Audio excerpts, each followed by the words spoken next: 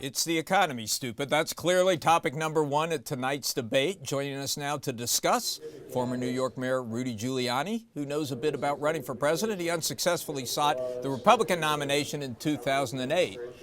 So, Mr. Mayor, thanks for being with us. Tell us what Mitt Romney has to do tonight, in your view.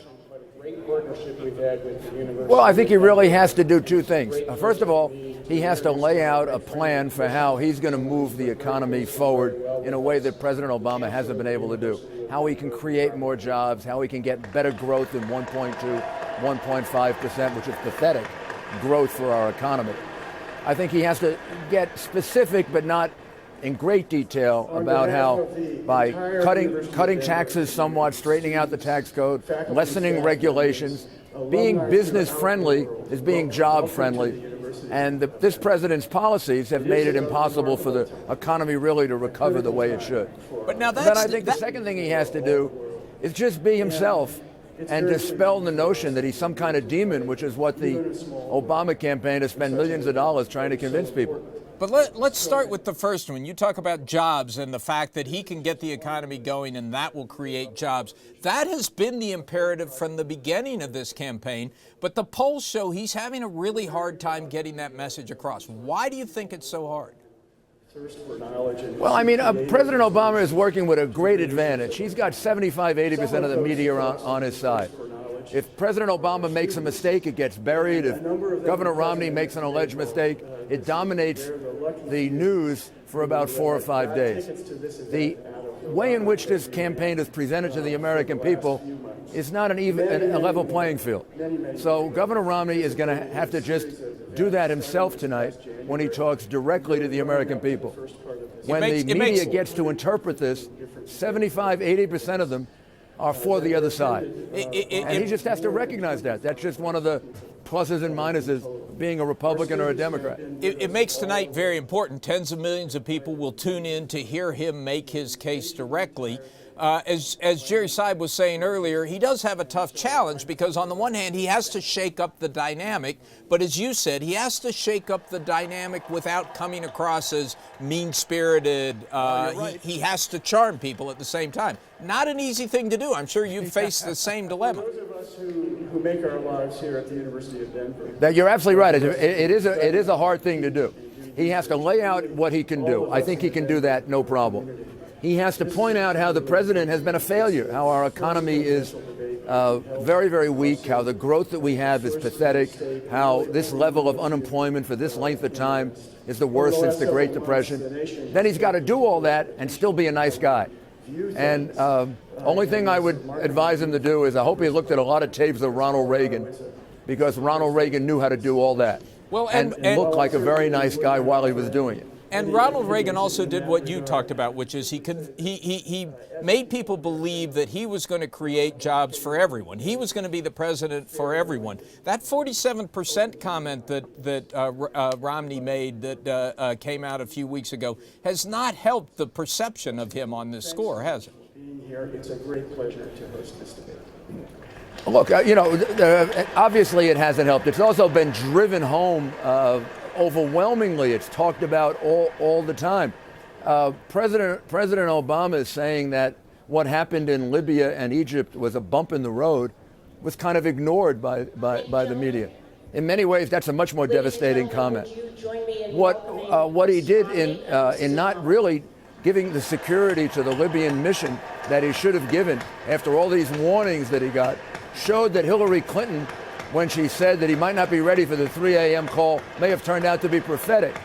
These things are not driven home when they happen. Yeah. When they happen to Governor Romney, they're made into a federal case.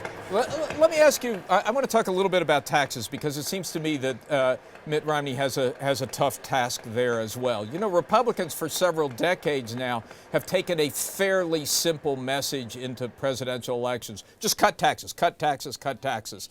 This campaign is trying, arguably much more responsibly, to say, hey, we also have to deal with this deficit problem. That's a very hard thing to explain to people in the heat of a campaign, right? Is to work with Jim Lehrer. It really is. It is.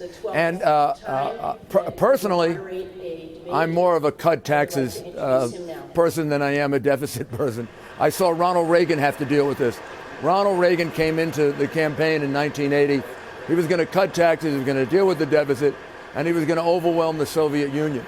And he ended up picking two of those as being priorities, and it really worked for our economy. I think the way we work our way out of this is by growth, and a cut in taxes in the right places can give us tremendous growth. Cutting corporate taxes would be of enormous importance. So we now have the highest corporate tax rate in the world. Can you imagine how many jobs that costs us? That we don't have a competitive corporate tax rate. You cut that corporate tax rate in half, you're going to see a growth in jobs. You're going to see the economy start growing at 2%, 2.5%. If you cut some of the other business taxes in particular, maybe we could get up to 3.5%. That's going to help us out of the deficit much, much better than if you keep taxes where they are, or you do what President Obama is proposing, which is the biggest tax increase in our history, which is what would have happened, which is what happened if the Bush tax cuts expire. So would you like to hear Mitt Romney tonight put more emphasis on tax cuts, less on deficit reduction? You've come here for a very important reason. Most of you are here as committed. I said, would you like to see Mitt Romney tonight put more of an emphasis on tax cuts than deficit reduction? This electoral process. I couldn't make out that question because of all the talking in the background. Yeah, I was just asking if you'd like to see Mitt Romney talk more about tax cuts and less about deficit reduction. One of the most important decisions. Well, I think